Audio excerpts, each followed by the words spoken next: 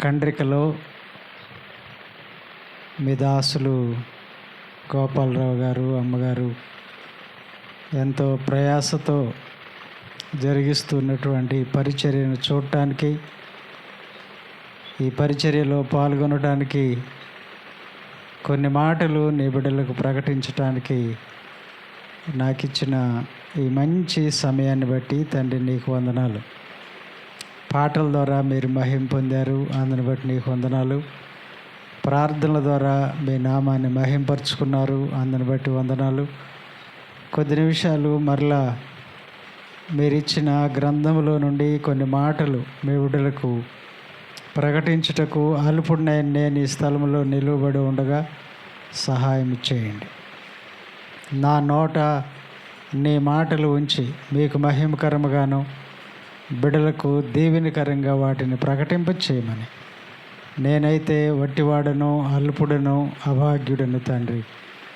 నాయన, నీ నామం ఘనపరచబడినట్లుగా, నీ నామం మహింపరచబడినట్లుగా, నీ నామం హెచ్చించబడినట్లుగా నన్ను మీరే వాడుకొనమని యేసయ్య నామంలో అడిగి వేడుకొనుచు ఉన్నాం తండ్రి. ఆమేన్.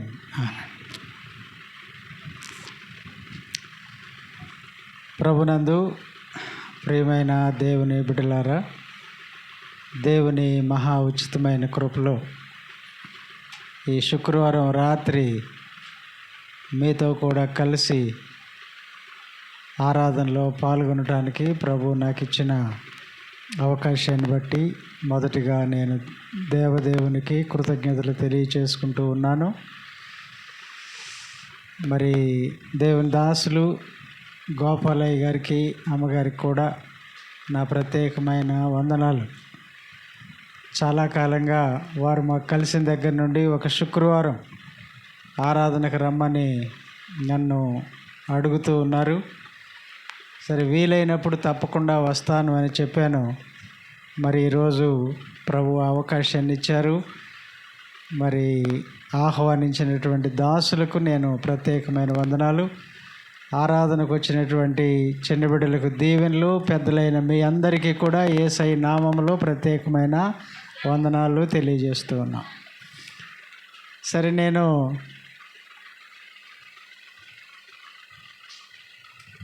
అయ్యగారిది పెద్ద రావిచర్లు అంటారు, నూజివీడి దగ్గర. నేను చిన్న రావిచర్లు అంటే ప్రక్కనే ఉండేవాళ్ళం. మరి సండే స్కూల్ దగ్గర నుంచి అయ్యగారు నాకు తెలుసు. మరి దేవుని మహాకృపలో పెద్దవాడయ్యాడు, ఉన్నతమైన విద్యలను అభ్యసించాడు.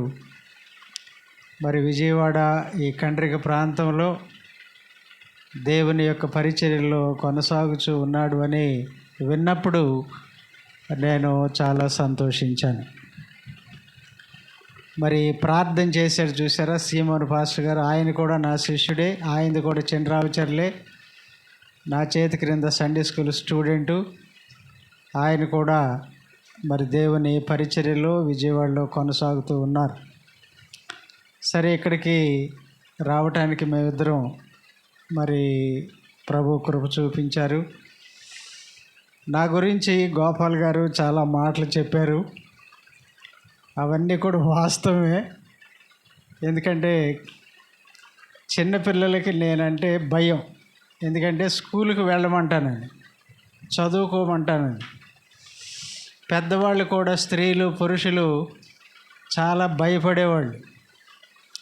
త్రాగితే ఒప్పుకునేవాడిని కాదు, సరైన వస్త్రధారణ లేకపోతే ఊరుకునేవాడిని కాదు, సరైన మాట తీరు లేకపోతే అసలు సహించేవాడిని కాదు. మరి ఈరోజు నా దగ్గర సండే స్కూలు విద్యార్థులుగా ఉన్నటువంటి వారు మరి మన ఆంధ్ర రాష్ట్రంలో మరి ఉన్నతమైనటువంటి ఉద్యోగాల్లో ఉన్నారు. అంత మాత్రమే కాకుండా విదేశాలకు కూడా వెళ్ళి ఉద్యోగం చేసుకునేటువంటి పిల్లలు ఉన్నారు. అదంతా కూడా యేసయ్యకే మహిమ ఘనత. హల్లెలూయా, హల్లెలూయా.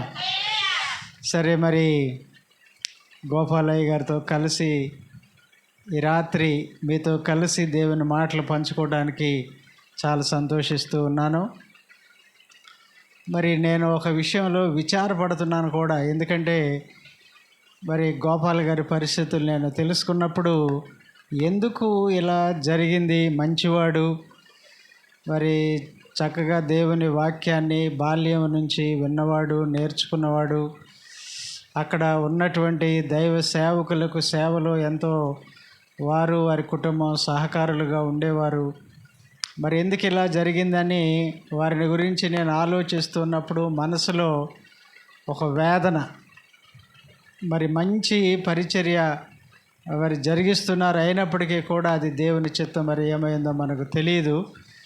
కాబట్టి మరి దేవుడు తప్పకుండా మరలా ఒక దినమందు వారు కోల్పోయినటువంటి దాన్ని వారికి దేవుడు మరలా మీ అందరి ప్రార్థనలు, మనందరి ప్రార్థనలను బట్టి తప్పకుండా ఇస్తారు అని నేను ఆశపడుతూ ఉన్నాను. హల్లెలూయా. ఎందుకంటే దేవునికి అసాధ్యమైనది ఏది కూడా లేదు. సరే, 9 గంటలకు ముగించాలన్నారు. ఒక అరగంట సమయం ఉంది. ముచ్చటగా 3 మాటలు చెప్పి నేను ముగించి వేస్తాను. పరిశుద్ధ బైబిల్ గ్రంథంలో నుండి 78వ కీర్తనలో 19వ వచనాన్ని మనం చదువుకుందాం.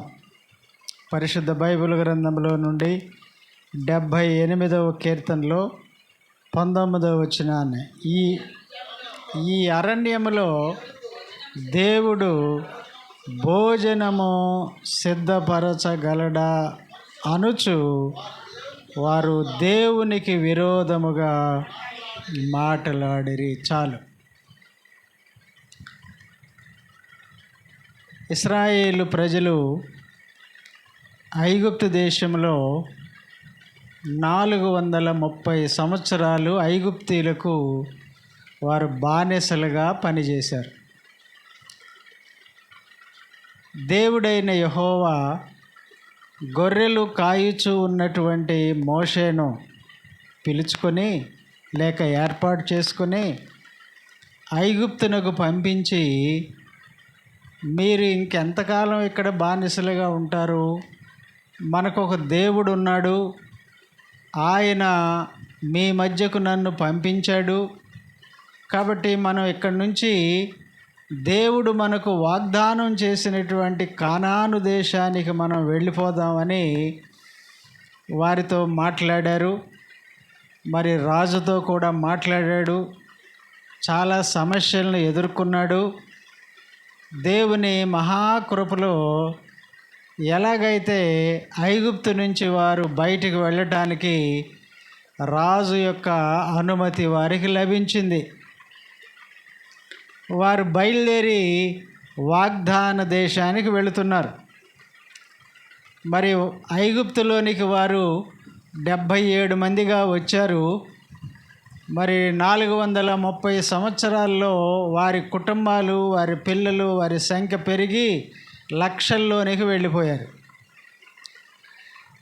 మరి లక్షల మంది ప్రజలను వాగ్దాన దేశానికి చేర్చడానికి మోషే ఇంకా కొంతమందిని దేవుడు ఏర్పాటు చేసుకున్నారు.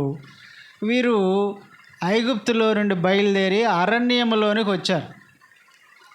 టౌన్లో ఉన్న వాళ్ళకి అరణ్యం అంటే తెలియదు, అడవులు. ఒకవేళ మీరు పల్లెటూరు నుంచి వస్తే అడవులు అంటే ఏంటో మీకు తెలుస్తుంది. ఒకవేళ ఇక్కడే పుట్టిన వాళ్ళైతే అడవులు, అరణ్యాలంటే మీకు తెలియకపోవచ్చు. అడవులు అని అంటే చెట్లు, రాళ్ళు, పుట్టలు తప్ప ఇంకక్కడేమీ ఉండవు. చాలా పెద్ద పెద్ద అడవులు ఉంటాయి. ఆ అరణ్యములో గుండా వాళ్ళు ప్రయాణం చేయవలసి వచ్చినప్పుడు వారికి ఒక అనుమానం వచ్చిందంట. ఏం అనుమానం వచ్చింది? 3 అనుమానాలు వచ్చినాయి వాళ్ళకి. ప్రయాణం చేస్తున్నారు. ఒకటి ఏంటంటే, ఈ అరణ్యములో దేవుడు మనకు ఆహారమును ఇవ్వగలడా? ఒక అనుమానం. రెండవది, ఈ అరణ్యములో దేవుడు మనకు ఒకవేళ ఎప్పుడైనా మనం మాంసం తిందాం అనుకుంటే మాంసాన్ని ఇవ్వగలడా? మరి అన్నము మాంసం ఉన్నప్పుడు తాగడానికి ఏం కావాలి? నీళ్లు కావాలి. కాబట్టి వాళ్ళకి మూడో అనుమానం కూడా వచ్చింది. ఈ అరణ్యములో దేవుడు మనకు ఇంతమందికి నీళ్లు ఇవ్వగలడా? ఒక అనుమానం ఏంటి? ఇంతమందికి ఆహారాన్ని ఇవ్వగలడా? రెండవ అనుమానం ఏంటి? ఎప్పుడైనా మాంసం తినాలనుకుంటే మాంసము ఇవ్వగలడా? మూడవ అనుమానం ఏంటి? ఇంతమంది ప్రజలకు నీళ్లను ఎలాగ ఇవ్వగలడు? ఎక్కడ? అరణ్యములో. ఇప్పుడు విజయవాడ పట్టణం అనుకోండి, ఈ ప్రాంతంలో బోళ్ళంత ఆహారం ఉంది, హోటల్స్ ఉన్నాయి. ఏదైనా తక్కువైతే గబక్కని వెళ్ళి తెచ్చేసుకుంటాం. నీళ్లు కావాలంటే దొరుకుతాయి, మాంసం కావాలంటే దొరుకుతాయి. అరణ్యంలో ఉంటాయా? ఉండవు, దొరకవు. వారి అనుమానం తప్పులేదు. ఎందుకంటే లక్షల మంది ప్రజలు ఇశ్రాయేలీలు ఉన్నారు. వారికి వచ్చినటువంటి అనుమానం, ఆహారాన్ని ఇవ్వగలడా ఈ అరణ్యములో? ఈ అరణ్యములో మాంసాన్ని ఇవ్వగలడా? ఈ అరణ్యములో త్రాగుటకు నీళ్లు ఇవ్వగలడా అని మూడు అనుమానాలు. ఈ 78వ కీర్తనలోనే ఈ మనం చదువుకున్న 18వ వచనం నుండి మిగిలిన వచనాలు చదువుకుంటే అవన్నీ కూడా మనకే కనబడతాయి. నేను చెప్తాను మీకు క్లుప్తంగా. అందుకని మొదటి అనుమానం ఏంటి? ఆహారమును సిద్ధపరచగలడా? లక్షల కొలది మంది ప్రజలు ఉన్నారు. చిన్నపిల్లలు, యవనస్తులు, పెద్దవాళ్ళు, స్త్రీలు, పురుషులు, వృద్ధులు ఉన్నారు. మరి ఎంతమంది అరణ్యములు అంటే ఏమీ లేని ప్రదేశంలో వారు తినడానికి ఆహారం ఎక్కడి నుండి వస్తుంది అని అనుమానించడంలో తప్పు లేదు. అనుమానించారు. కానీ దేవుడు ఏం చేశాడంటే ఆయన శక్తి ఏంటో, ఆయన బలం ఏంటో, ఆయనకున్న శక్తి సామర్థ్యాలు ఏంటో అక్కడ ఆయన రుజువు చేసుకున్నాడు. చూడండి 19వ వచనం, ఈ అరణ్యములో దేవుడు మరి భోజనము సిద్ధపరచగలడా అని వారికి ఒక అనుమానం వస్తే దేవుడట ఏం చేశాడో చూడండి. 23వ వచనాన్ని మనం చదువుకుంటే, అయినను ఆయన పైనున్న ఆకాశమునకు ఆజ్ఞాపించెను, అంతరిక్ష ద్వారములను తెరచెను, ఆహారమునకై ఆయన వారి మీద మన్నాను కురిపించెను, ఆకాశ ధాన్యము వారికి అనుగ్రహించెను, దేవదూతల ఆహారము నరులు భుజించిరి, భోజన పదార్థములను ఆయన వారికి సమృద్ధిగా పంపెను. హల్లెలూయా. వారికి వచ్చిన అనుమానం ఏంటి?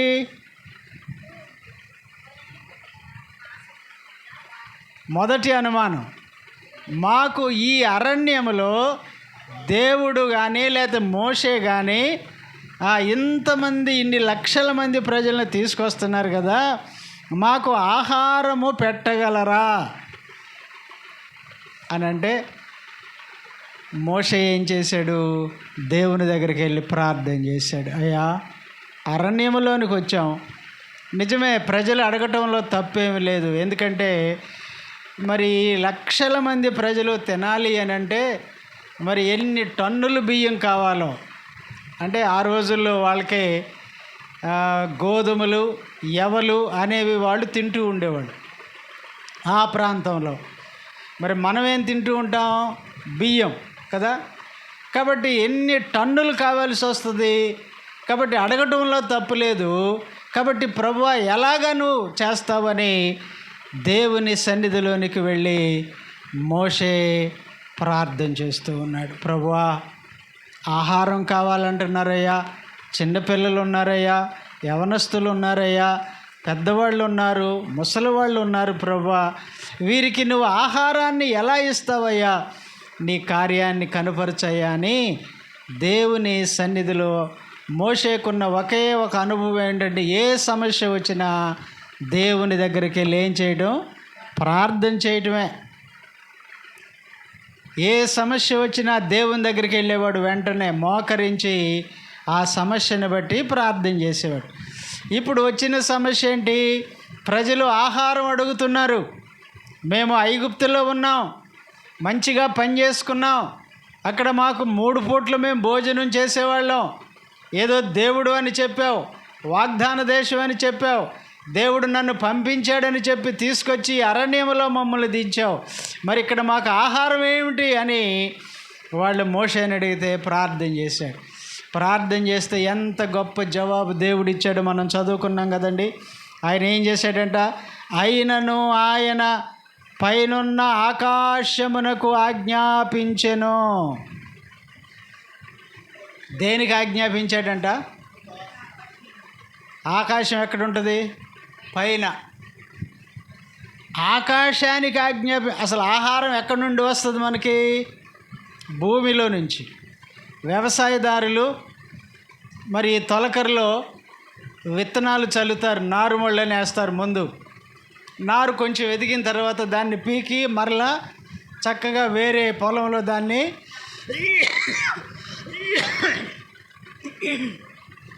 నాటుతారు. 90 రోజుల్లో పంట వస్తుంది. అటువంటిది దేవుడు ఏం చేశాడంట? ఆకాశమునకు ఆజ్ఞాపించాడంట. ఆకాశంలో మనకేం కనపడుతుంది? పగలేమో సూర్యుడు కనపడతాడు, మేఘాలు కనపడతాయి. రాత్రి వేళల్లో మనం ఆకాశం వైపు చూస్తే మనకేం కనపడతాయి? చంద్రుడు, నక్షత్రాలు కనపడతాయి. మరి దానికి ఆజ్ఞాపించాడంట దేవుడు. చూడండి, ఆజ్ఞాపిస్తే ఏమైంది? ఆహారమునకై అయినను ఆయన పైనున్న ఆకాశమునకు ఆజ్ఞాపించెను. 23వ వచనం, అంతరిక్ష ద్వారములను తెరచెను. ఆహారమునకై ఆయన వారి మీద మన్నాను కురిపించెను. ఆకాశ ధాన్యము వారికి అనుగ్రహించెను. దేవదూతల ఆహారము నరులు భుజించిరి. భోజన పదార్థములను ఆయన వారికి సమృద్ధిగా. ఆకాశ ధాన్యం అంట అది. ఎవరు తినే ఆహారం అంట? పరలోకములో ఉండేటువంటి దేవదూతలు తినేటువంటి ఆహారం అంట. అది ఎప్పుడు వాళ్ళు తినుండరు.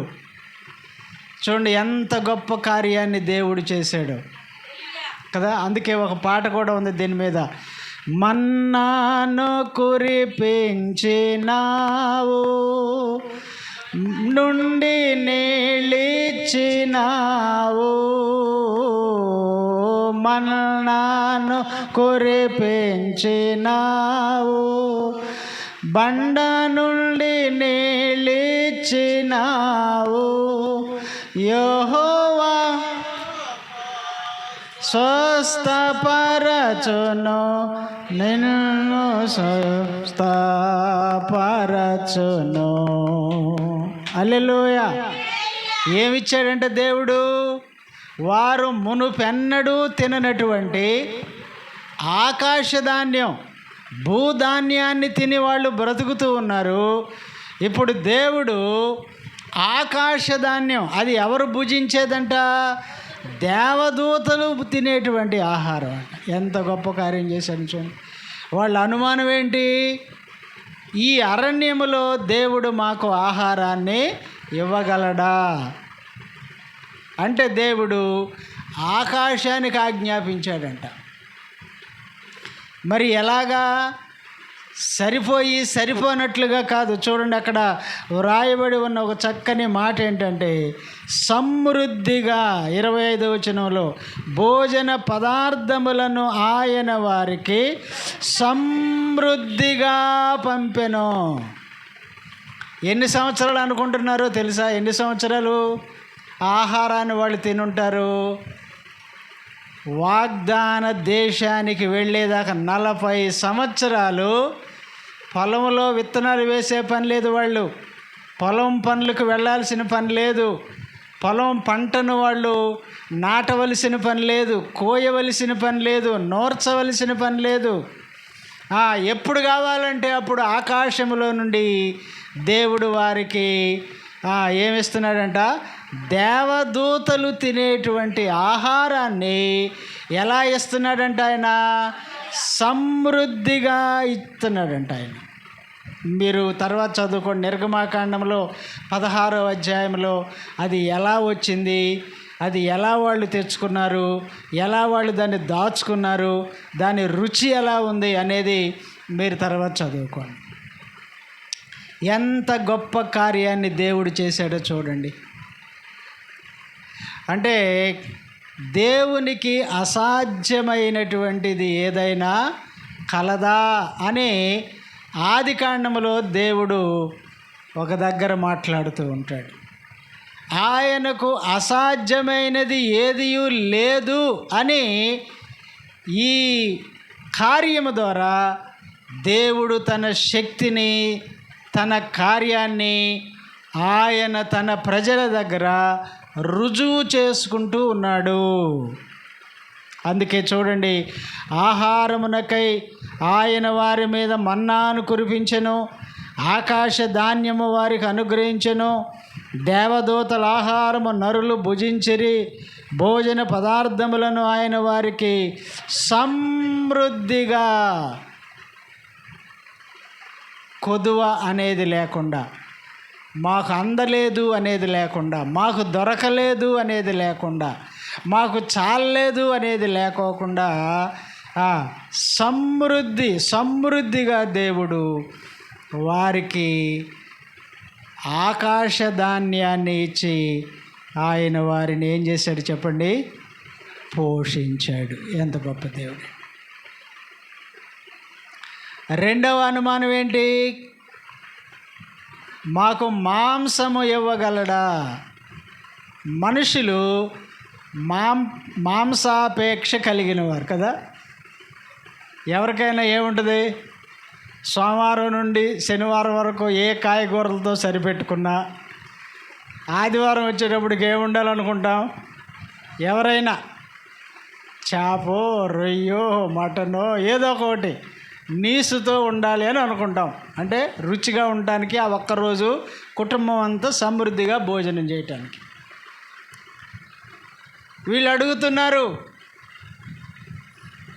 ఆహారాన్ని ఇవ్వగలడా అని. అంటే ఆకాశానికి ఆజ్ఞాపించి ఆకాశ ధాన్యాన్ని వారికి ఇచ్చి దేవదూతలు తినేటువంటి శ్రేష్టమైన మన్నాను వారికి ఇచ్చి పోషిస్తే, ఒకవేళ ఎవరైనా మాంసం కూడా ఇస్తాడంటే ఇస్తాడులే, ఇది ఇచ్చిన దేవుడు ఆ దేవుడు అని అనుకోవట్లే వాళ్ళు. మాంసం ఎట్లా తెస్తాడు అనుకున్నారు. చూడండి దేవుని వాక్యంలో అదే 26వ వచనాన్ని ఒకసారి మనం చదువుకుంటే, ఆకాశమందు తూర్పు గాలి ఆయన విసరజేసెను, తన బలము చేత దక్షిణపు గాలి రప్పించెను, ధూళి అంత విస్తారముగా మాంసమును, సముద్రపు ఇసుక రేణువులంత విస్తారముగా రెక్కల గల పిట్టలను ఆయన వారి మీద కురిపించెను. వారి దండు మధ్యను వారి నివాస స్థలము చుట్టూను ఆయన వాటిని వ్రాలజేసెను. వారు కడుపారా తిని తనిసిరి. చాలు. హల్లెలూయా, హల్లెలూయా. మళ్ళీ మోషే దగ్గరికి వెళ్ళారు. అయ్యా, సరే ఆహారం అంటే ఇచ్చావు, తింటున్నాం, బాగానే ఉంది, కానీ నోర్లు కొంచెం సప్పుగా ఉన్నాయా, మాంసం తినాలని ఆశ కలిగి ఉన్నాము, మరి ఎట్లాగా అని అంటే మళ్ళీ మోషే ఎక్కడికి వెళ్ళిపోయాడు? దేవుని దగ్గరికి వెళ్ళాడు కదా. ఒక పాట కూడా ఉంది, మోషే ప్రార్థించగా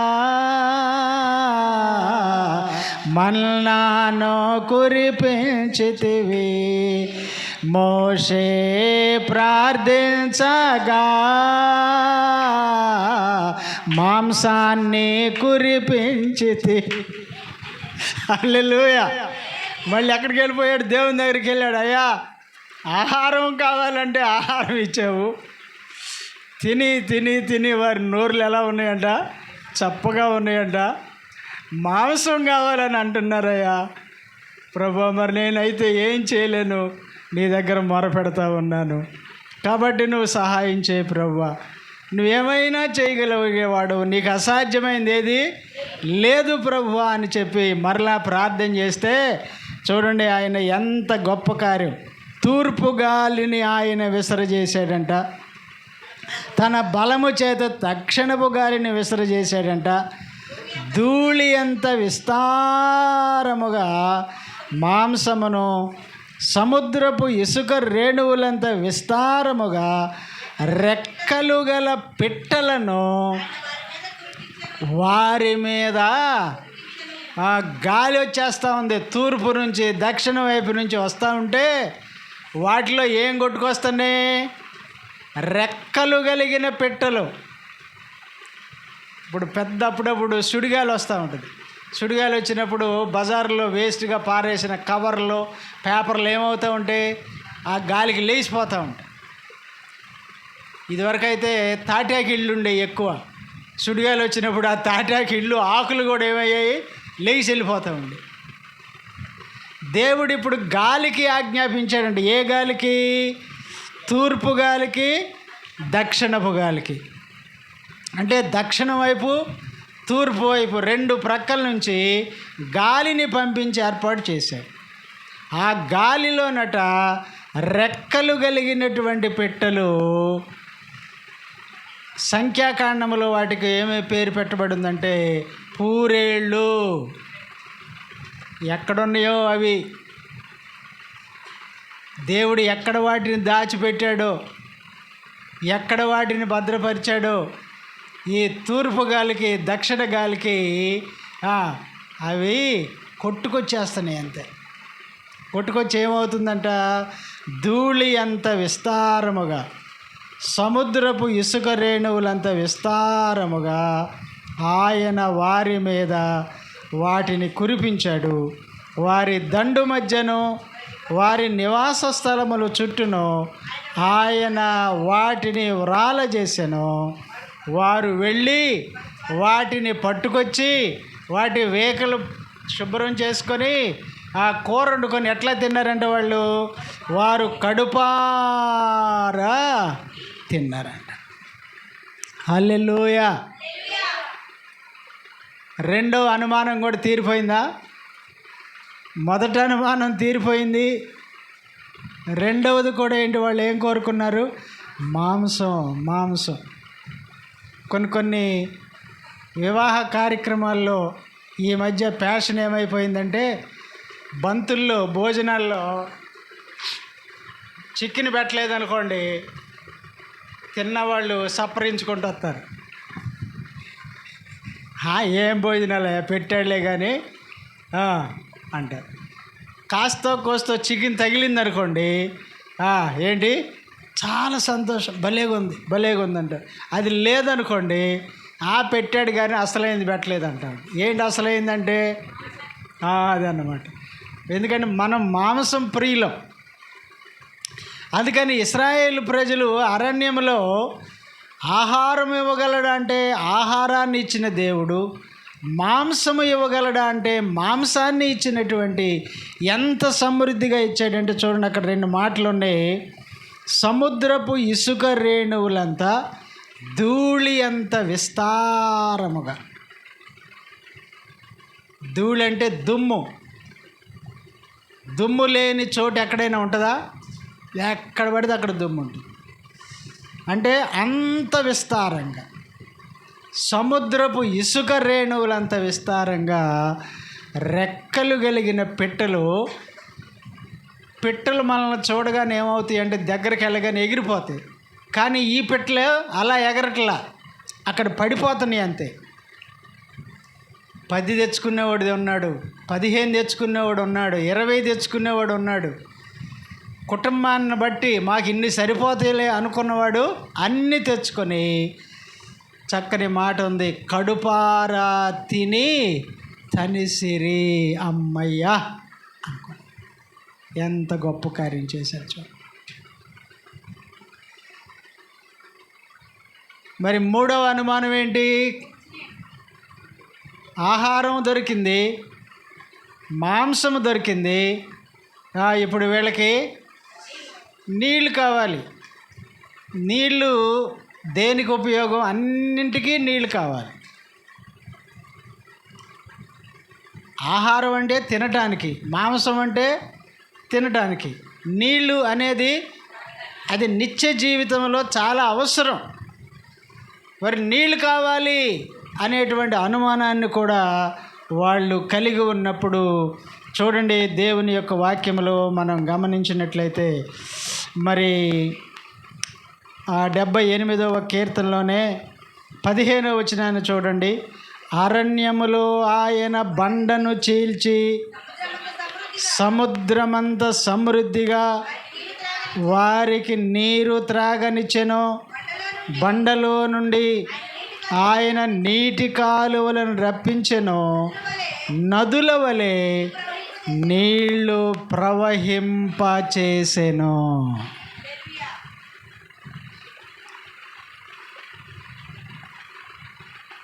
నీళ్ళు కావాలి.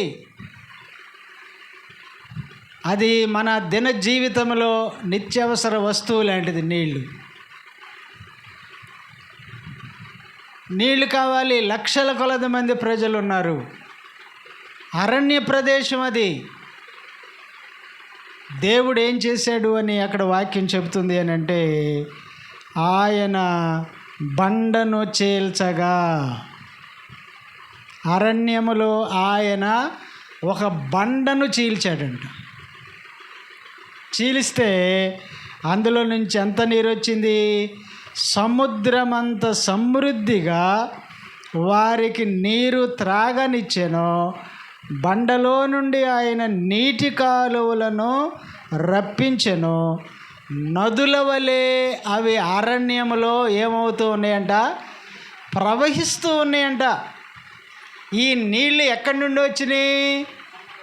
బండ నుంచి. మళ్ళా మోషే వెళ్ళాడు, ప్రార్థన చేశాడు. అయ్యా, నీళ్ళు కావాలంటున్నారు ప్రజలు, ఏం చేయమంటావనంటే, ఆగు మోషే, నేను ఆకాశానికి ఆజ్ఞాపించి ఆకాశ ధాన్యాన్ని వారికి ఇచ్చిన వాడను. తరువాత వారికి మాంసం కావాలి అని అంటే తూర్పు గాలిని దక్షిణ గాలిని రప్పించి సమృద్ధిగా వాళ్ళు మాంసం తినే ఏర్పాట్లు చేసినటువంటి వాడను. నీళ్లు కావాలి అని అంటున్నారా, నీళ్లు కూడా ఇస్తాను అని చెప్పి ఒక బండను చీల్చాడంట దేవుడు. ఎన్ని నీళ్ళు ఉన్నాయండి అందులో చెప్పండి. చూడండి, అక్కడ 2 మాటలు ఉన్నాయి. ఒకటి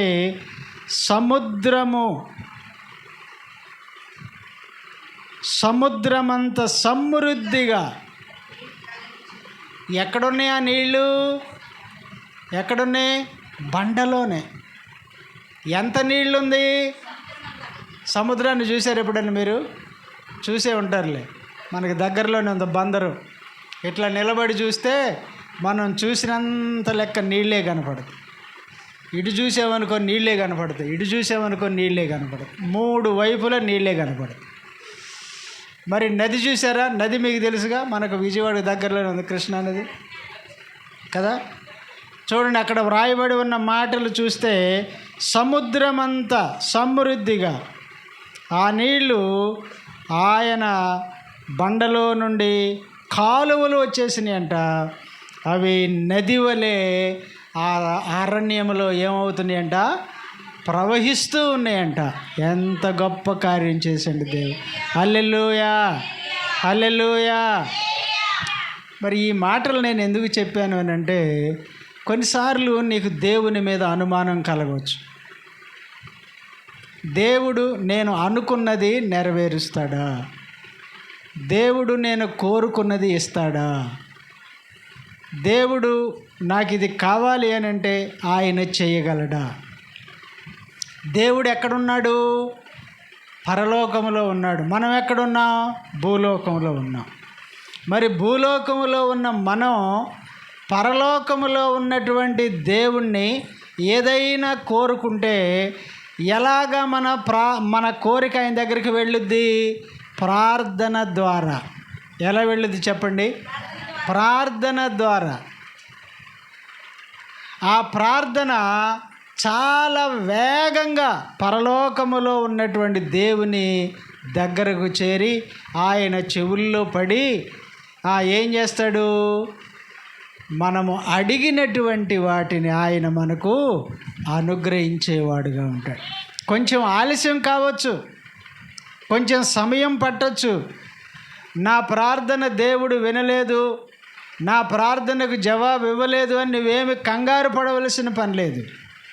దేవుని వాక్యంలో ఒక మాట ఉంది, తగిన కాలమందు ఏం చేస్తాడు చెప్పండి? ఆయన మన ప్రార్థనలకు జవాబు ఇస్తాడు. ఒక ఊరిలో ఒక విశ్వాసం ఉంది. చదువు రాదు ఆమెకు, అసలు బడికెళ్ళ చిన్నప్పుడు.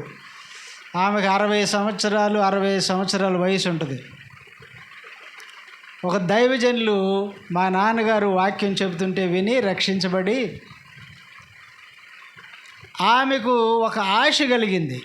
ఏం ఆశ కలిగిందంటే, దైవజనులు దేవుని వాక్యాన్ని చదివి చెబుతుంటే ఎంత మధురంగా ఉంది, అసలు ఆ వాక్యాన్ని నేను చదివితే ఎలా ఉంటుంది అనేటువంటి ఆశ ఆమెకు కలిగి. ఎంత వయసు ఆమెకు అప్పుడు? అప్పటికి 5 పిల్లలు ఆమెకు, పెద్ద పెద్ద పిల్లలు, ఆ వయసు పిల్లలు.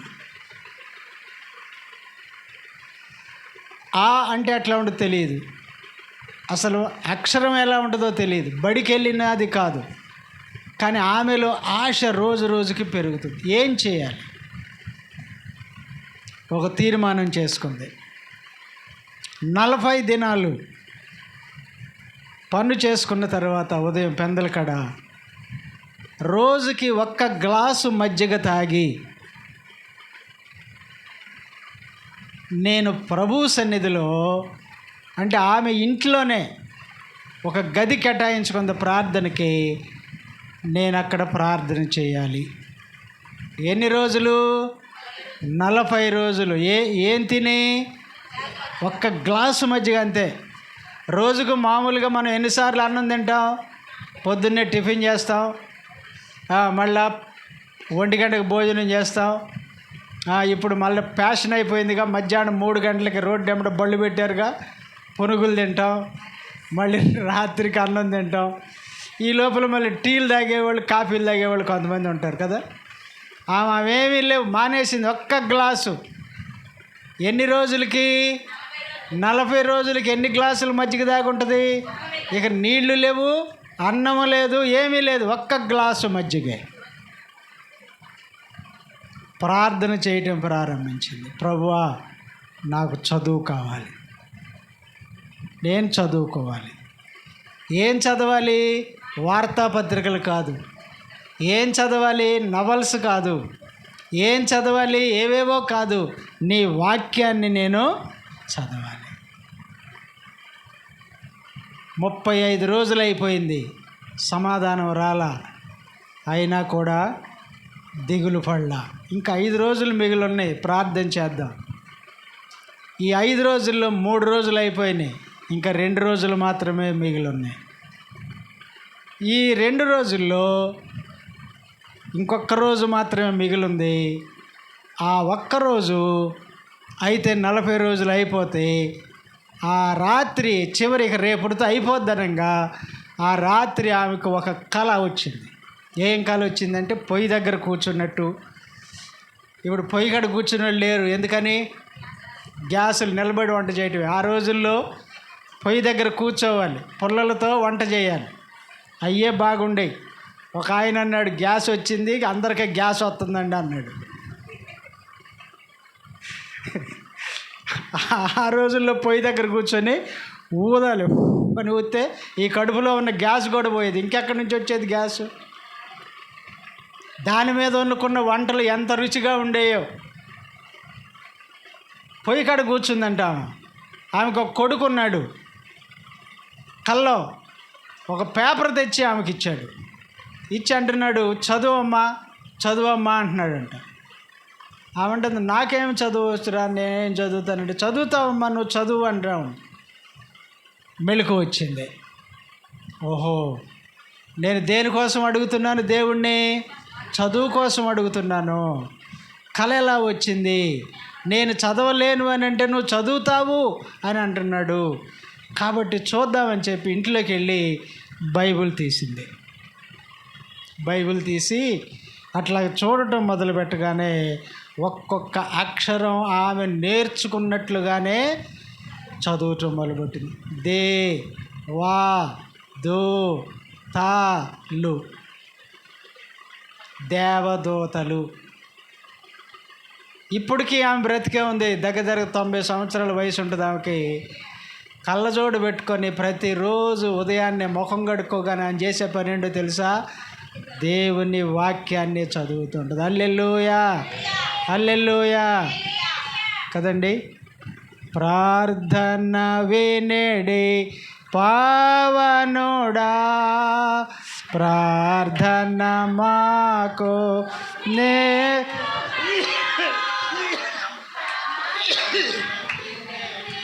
పావను, ప్రార్థన మాకు నేర్పు.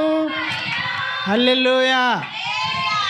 నేను ఎందుకు ఈ విషయాన్ని చెబుతూ ఉన్నానంటే, అరణ్యములో దేవుడు ఆహారాన్ని ఇవ్వగలడా? అరణ్యములో దేవుడు మాంసాన్ని ఇవ్వగలడా? అరణ్యములో ఇన్ని లక్షల మందికి నీళ్లను ఆయన ఇవ్వగలడా అని అంటే, ఆ దేవుడు ఏం చేశాడు చెప్పండి? ఇచ్చి చూపించాడు. 2 మాటలు మనం చదువుకొని ముగించేసుకుందాం. చూడండి, ఆది కాండంలో దేవుని యొక్క వాక్యములో నుండి ఒక చిన్న మాట మనం చదువుకుందాం. ముందుగా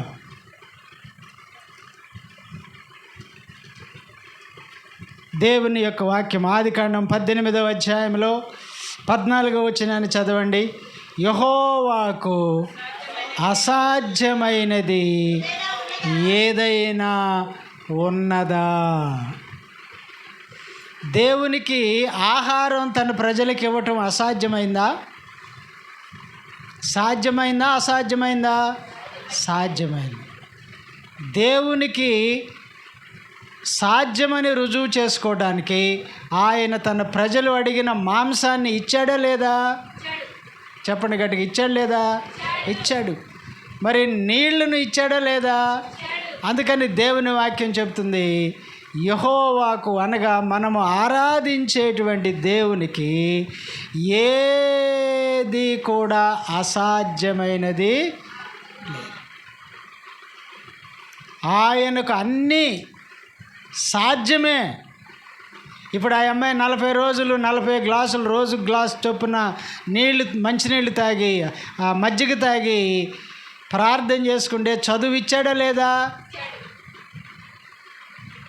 ఈ రోజుల్లో పిల్లలు తల్లిదండ్రులు ఏదైనా అడిగితే తల్లిదండ్రులని పిల్లలు ఇవ్వకపోతే బడి మానేస్తున్నారు కదా. చాలామంది యవనస్తులైన పిల్లలైతే ఆత్మహత్యలు చేసుకుంటారు. నేను అడిగాను ఒక్కదిగాని ఒక కూతుర్ని, నాకు ఎవరా అని ఇళ్ళలోంచి బయటికి వెళ్ళిపోయేవాళ్ళు, బడి మానేసేవాళ్ళు, కాలేజీ మానేసేవారు. తల్లిదండ్రులకు ఎక్కడున్నారో కనబడకుండా బంధువుల గృహాలకు పారిపోయే పిల్లలు చాలామంది ఉన్నారు. కానీ తల్లిదండ్రులను బాధ పెట్టమాకు, దేవుణ్ణి అడుగు. నువ్వు అడుగు. దేవుడు ఒక చక్కని మాట చెప్పాడు, అడుగుడి నేను మీకు ఇస్తాను. నువ్వు ఆయన్ని అడగటం మానేసి కూలి పని చేసుకునే నీ తల్లిదండ్రుల్ని ఏమేమో అడిగితే వాళ్ళు ఇస్తారో లేదో పాపం తెలియదు. వాళ్ళ కష్టార్జితాన్ని బట్టి, వాళ్ళు సమకూర్చేదాన్ని బట్టి నువ్వు దేవుణ్ణి అడుగు. ప్రజలు మాకు ఆహారం కావాలి అంటే మోషే వెళ్ళి ఎవరిని అడిగాడు? దేవుణ్ణి అడిగాడు. మాకు మాంసం కావాలి అని అంటే మోషే వెళ్ళి ఎవరిని అడిగాడు? దేవుణ్ణి అడిగాడు. మాకు నీళ్ళు కావాలి అంటే ఎవరిని అడిగాడు? మోషే వెళ్ళి దేవుణ్ణి అడిగితే దేవుడు ఇచ్చాడా లేదా? ఇచ్చాడు. అందుకని ఇక్కడ వాక్యం చెబుతుంది, యెహోవాకు అసాధ్యమైనది ఏదైనా ఉన్నదా? ఏది లేదు. ఇంకొక మాట చూడండి, ఎజెకియేలు గ్రంథంలో 12వ అధ్యాయంలో 25వ వచనాన్ని ఒకసారి చదవండి. ఎజెకియేలు గ్రంథం 12వ అధ్యాయము 25వ వచనాన్ని ఒకసారి మనం చదువుకుందాం. ఎజెకియేలు గ్రంథం, యెహోవానైన నేను మాట ఇచ్చుచున్నాను, నేను ఇచ్చు మాట ఇక ఆలస్యము లేకుండా జరుగును.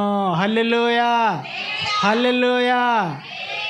తండ్రి ఆయన్ని నే పిలువగా, తనయుడాయని తాబల్కును.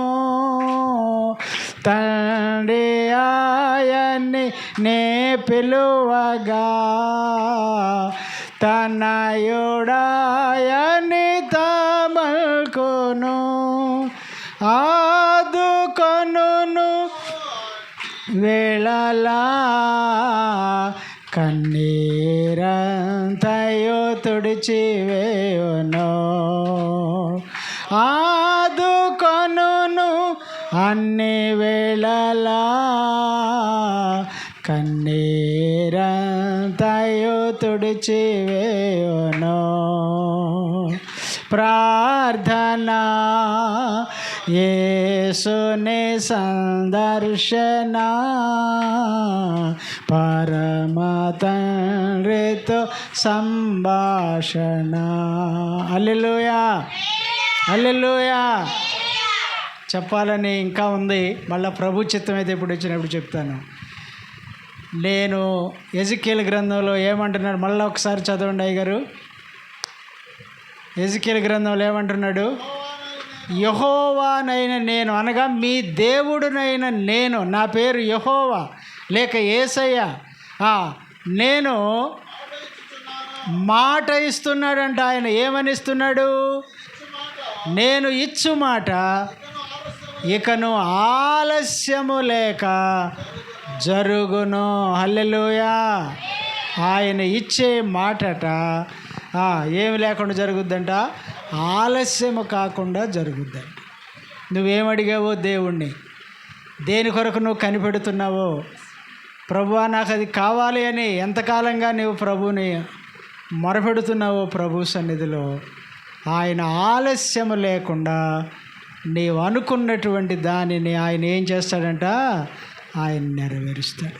ఎందుకని అంటే ఈ 78వ కీర్తనలో, ఈ అరణ్యములో మాకు ఎవరు ఆహారం పెడతారు, ఈ అరణ్యములో మాకెవరు మాంసం ఇస్తారు, ఈ అరణ్యములో మాకు నీళ్లు ఎవరిస్తారు అని అంటే, దేవుడు ఇచ్చి ఏం చేశాడు చెప్పండి?